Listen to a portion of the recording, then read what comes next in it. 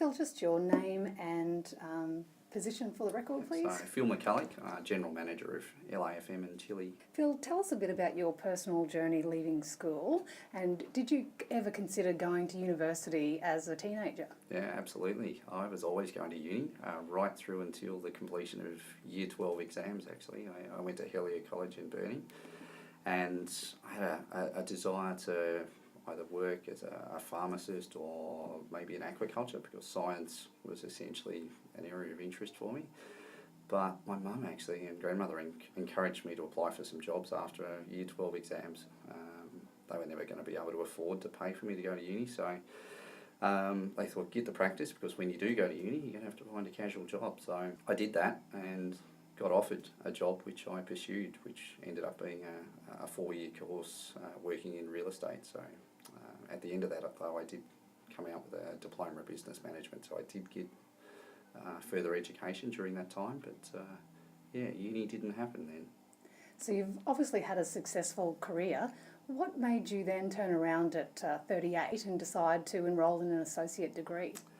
I've been tempted over a number of years actually to go back and actually go to uni, but I think I was at that time where I needed to consider, if I'm moving into a bigger and better role at some stage, I almost need that tertiary qualification to have that on the resume. And when the associate degrees were released, to actually see that the course was very practical for what I do.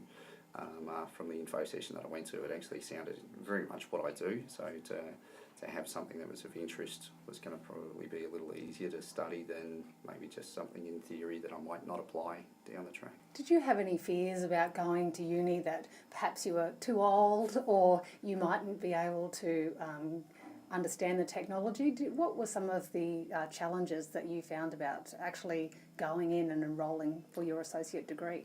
Yeah, the technology side of things, so studying off-site, even though there's contact hours during the week, it was how to actually do that, but more so just to go to the point of referencing what is it, how do you do it, and it was really pleasing that we were stepped through it really well early days, and the support was certainly there in that first term, and it has been ongoing, but to actually learn how to do it, and it was nowhere near as hard as what I had thought, so fear of the unknown, I suppose. So Phil, what has your family and your friends and even your colleagues said about Phil, the university student? Some of them have mentioned, don't be that mature age student that answers every question, but sometimes it's hard not to. No, they were very positive and well received. My daughter started grade 7 actually on the same day I started uni, so that was a nice synergy to think that she's going on to higher education through high school, and that I'm maybe setting that example for her as well. You touched a little earlier on your family, in fact, that your mum and your grandma weren't able to access higher education because of their circumstance.